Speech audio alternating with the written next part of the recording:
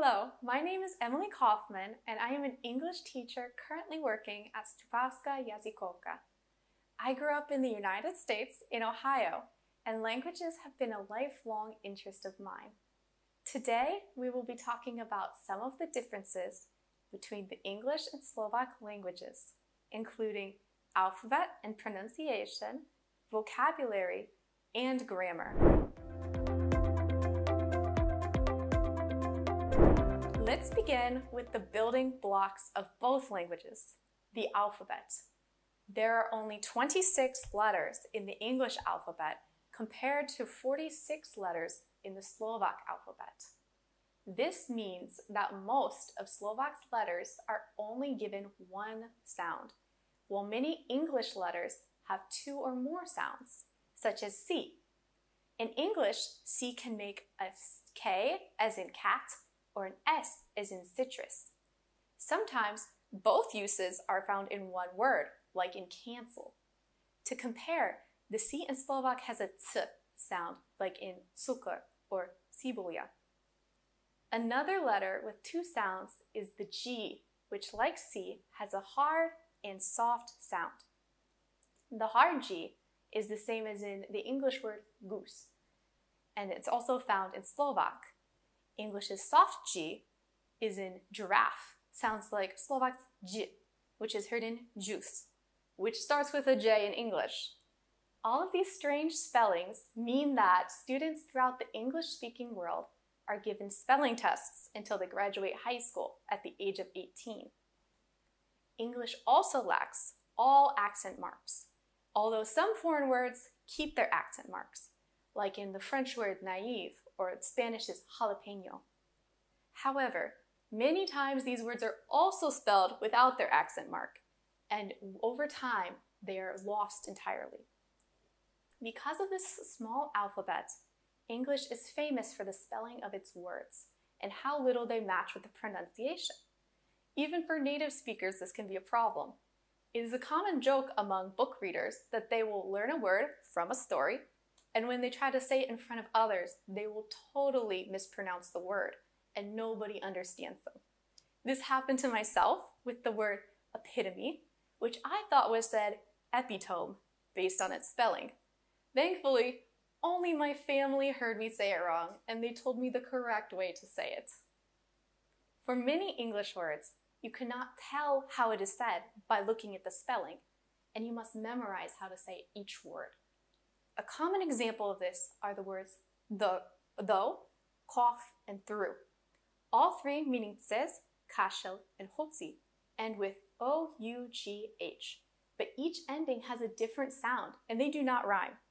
But words like horse, koň, and course, ruby, do rhyme.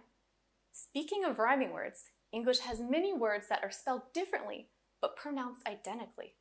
These are called homophones, meaning same sound. Course, ruby, and course, which has 12 different meanings in English, are said the same way. My students are interested in learning how to hear the difference between these homophones, and they often ask me for tips. But with homophones, there are unfortunately no tips for hearing the difference. Native speakers rely on the context of the sentence to determine the meaning, which means that learners should take time to study common homophones in English. Luckily, with the internet and online dictionaries with audio, it is easier than ever before how to learn new words, and which words have these tricky homophones. I prefer the Oxford's Learner's Dictionary, which is free online and specially made for English learners. It has clear descriptions of each meaning, plenty of examples for how to use each word in a sentence, related idioms and phrasal verbs, as well as clear audio of how to say each word and where to place the stress in both American and British English. Stress in Slovak vowel words are always placed on the first syllable or piece of sound in a word. For example, dog and schoolmate both have the stress on the first syllable, but unite has the stress on the second one in English. These words in Slovak, pes, spolužiak, and spojiť, are all stressed on the first syllable. This is difficult for learners of both languages. English speakers learning Slovak, like myself, have trouble with stressing only the first syllable, especially in longer words, where I often want to place the stress later in the word. Meanwhile, Slovaks learning English may sound monotone or angry when they use Slovak stress patterns on English sentences. In the past, some people have tried to make English spelling and pronunciation match better. This took place mostly in the 1800s in America, when there were many new immigrants and teachers wanted to make the language easier for them to learn. This is why British English will have extra letters such as the U in words like color, or an AE or OE when Americans will just use an E, like in the word encyclopedia. Some words also have switched places, like how center in American English has the E before the R, but the British have the E after the R. Speaking of the differences in spelling and vowels, English has more vowels, somolaški, than diphthongs, dvojhlaski, than Slovak. Diphthongs are vowel sounds that need movement of the tongue to be made, where it's like boy in English and the first vowel in cieni in Slovak. Standard forms of English have 12 vowels and 8 diphthongs, while Slovak has 11 vowels, including both the long and short vowels, and 4 diphthongs. Because English has so many vowels, it can be very hard for non-native speakers to hear the differences between them, especially for vowels made lower in the throat. In the same way, English speakers have trouble hearing the difference between the long and short Slovak vowels and have to use context to find the meaning of the word in a sentence. Most Slovaks cannot hear a difference between the word bed and bad, postel and zlý. When my Slovak boyfriend told me he couldn't tell the difference, I thought he was playing a joke on me. To my ears, they're like night and day. How could he think they are the same sound? It turns out that to make the e and a, your tongue is in the same place in your mouth, but you make the a from a deeper part of your throat. For another example, I have noticed lately are between soup and soap, polievka and mydlo. Slovaks will pronounce both words identically when speaking English, although they sound completely different to my ears. For English speakers, the long and short versions of Slovak vowel sounds identical outside of the classroom. I cannot hear the difference between dom and dom, or zle and zle at all when I hear Slovak speaking naturally. To me and many other learners, they are like the homophones I mentioned earlier, and I use the meaning of the sentence to hear the context. Speaking of this, some sounds in Slovak do not exist in English, especially the h, like in chleb. A similar but not identical h sound is only used in Scottish English and is known from the word loch. This sound is difficult for many of us to make without practice, so many English speakers will say loch instead of loch. Another example is of Slovak's trilled R's, which I will not be attempting to say here. Similarly, some sounds in English are rare in Slovak. One common example is the th sound. English has 2 versions of this sound. It is difficult to master, and many English learners, including Slovak speakers, usually substitute it for a D sound.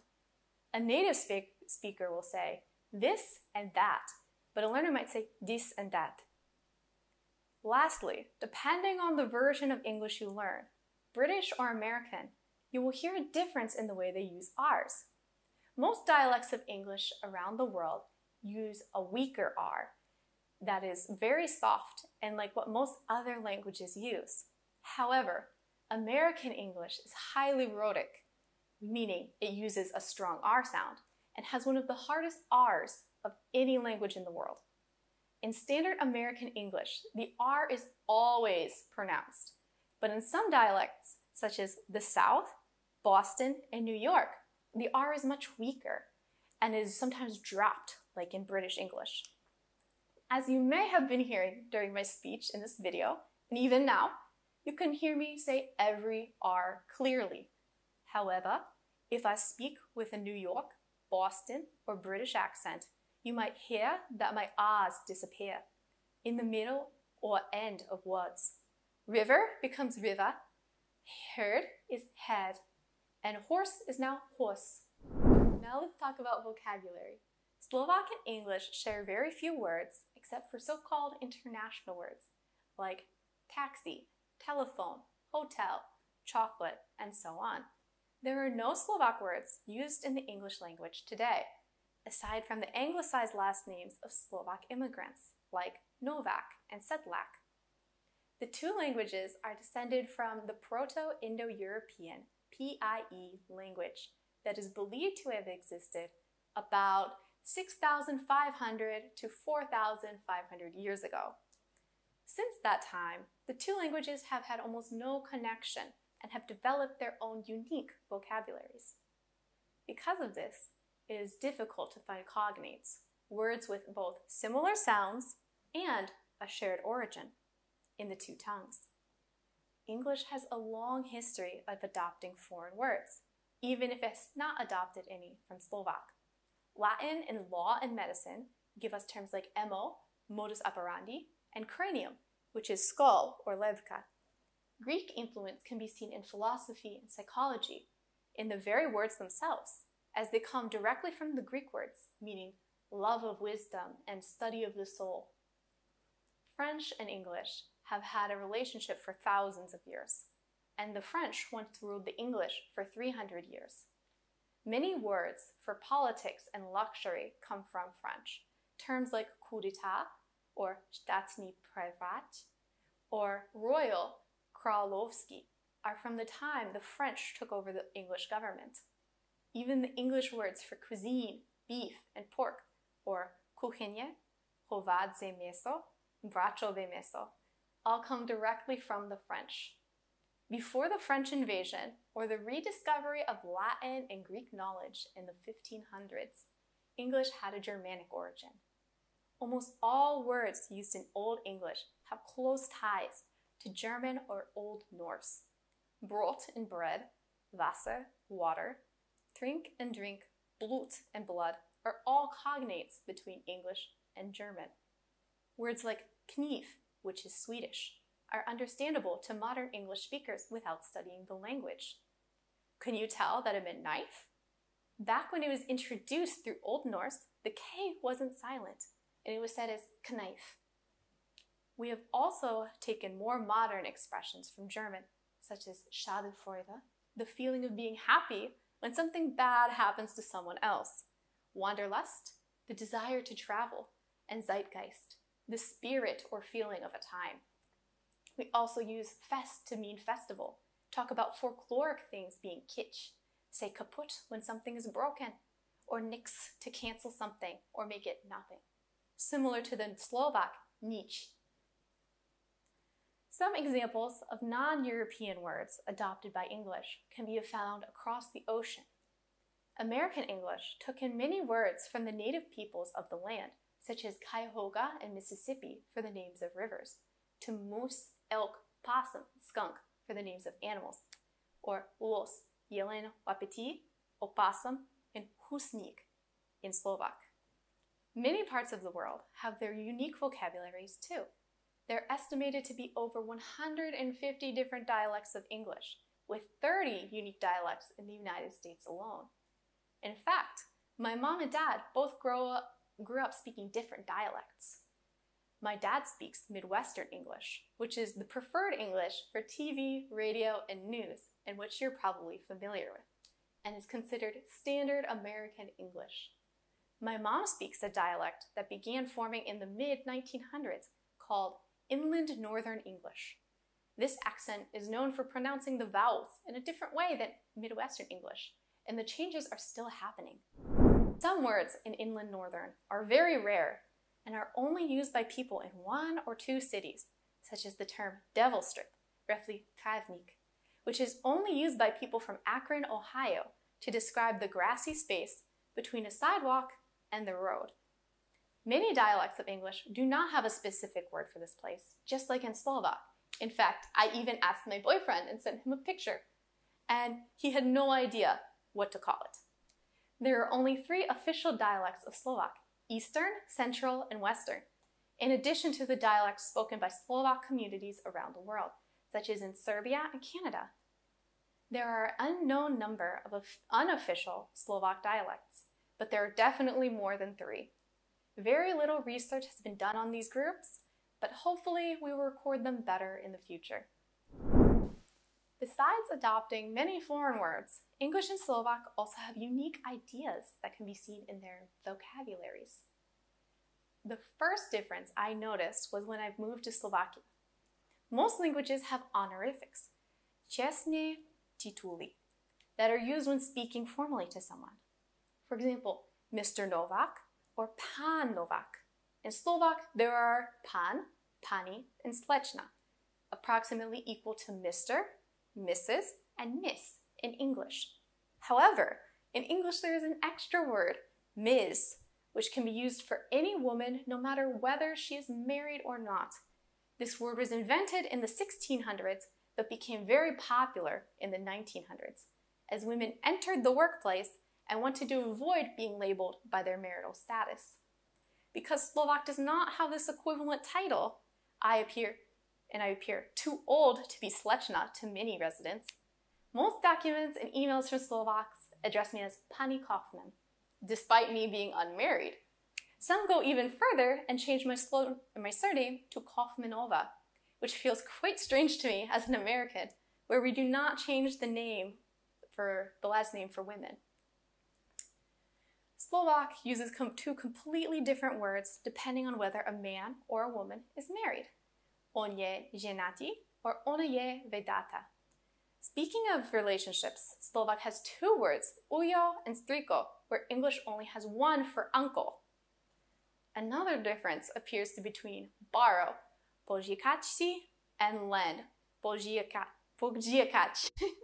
Slovaks, even if they have C-level English, completely avoid the word lend and instead create the phrase borrow you. For example, next week I will borrow you €5.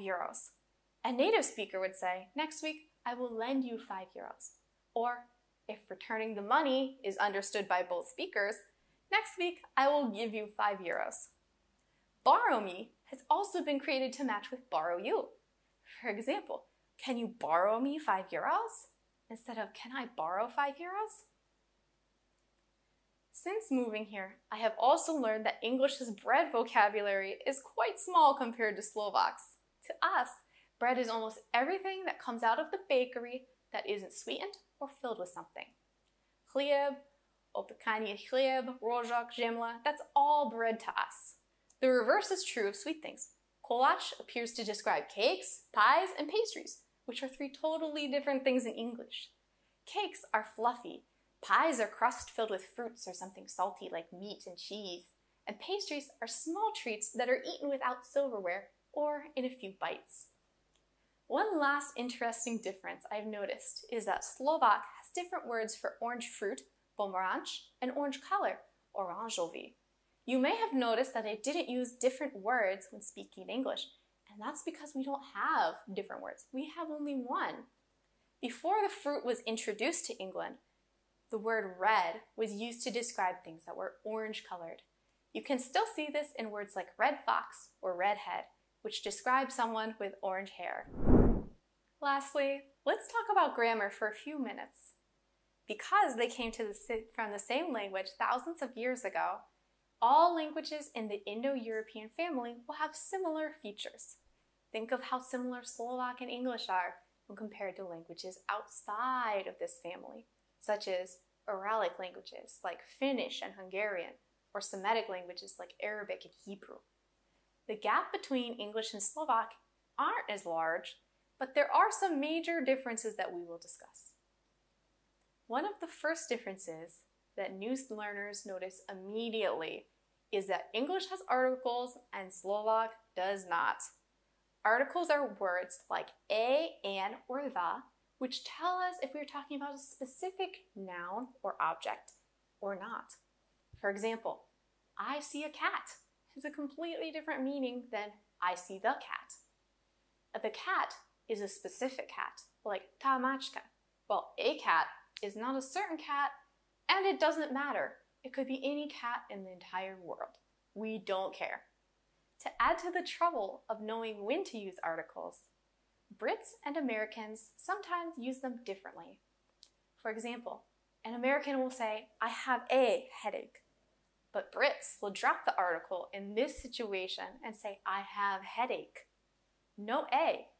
If you have learned British English and watched on TV American English, you might wonder if you were taught wrong when you hear Americans using these extra articles. After noticing these new articles, students will start to wonder where English's grammatical gender is hiding.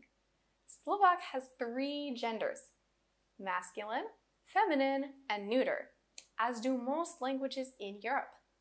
In Slovak, every object is given a gender, like pes is masculinum, mačka is femininum, and auto is neutrum. Even German, English's close cousin, has 3 genders, like Slovak. So where's English's? At one point, English also had 3 genders, back when it was Old English, before the Middle Ages, almost 2,000 years ago. But during the Middle Ages, the use of grammatical gender began to fade, and by the time of Shakespeare, 500 years ago, it was completely gone. Now gender is only used in poetry, such as describing the earth, the sea, the moon, or to talk about valuable and expensive things, like boats, cars, whole countries, or other luxuries. Interestingly, these things are all referred to as she and not he.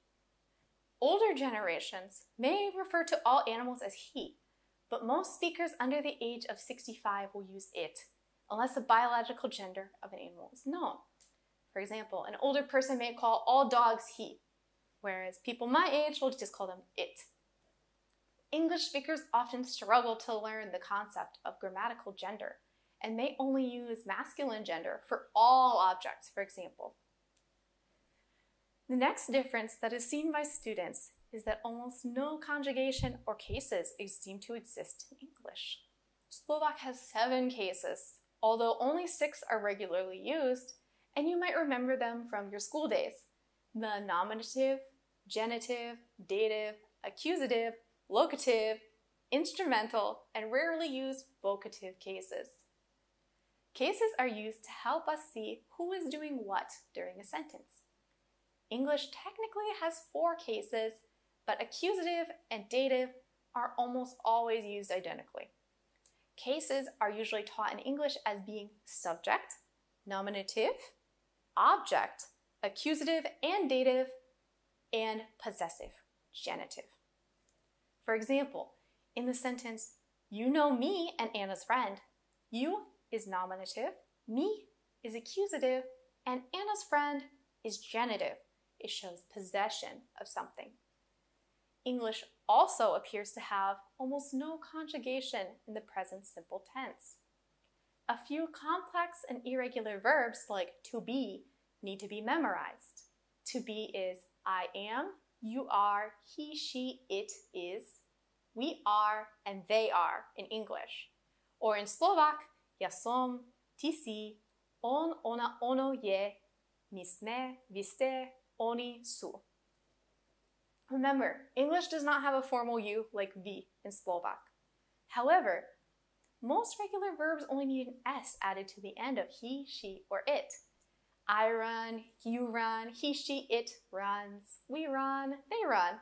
Versus Slovak, bežím, bežiš, beží, bežíme, bežete, and bežia. You only have to memorize 2 forms of each verb and you're done in English. Super easy, right? Tenses are used to describe a situation in time, when it happened. For example, I ate means I finished eating in the past. I eat means I am still eating now. And I will eat means I will do it in the future. Most languages have 3 tenses, called past, present, and future. Some, like German, have 6. English has a total of 16 tenses.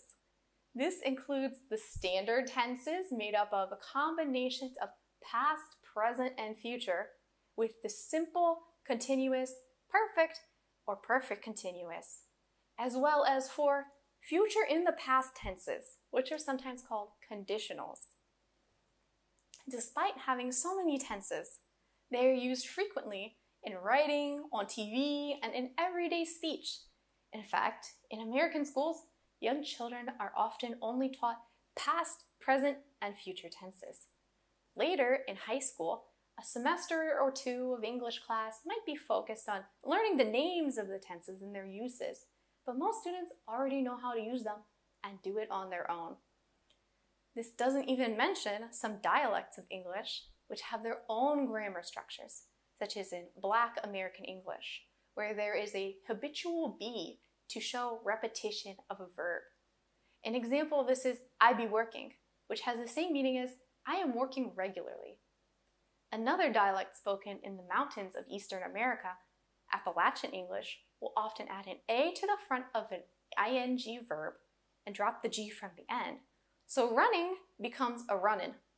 This doesn't change the meaning of the verb, but it can be difficult to understand if you aren't familiar with these changes and don't expect them.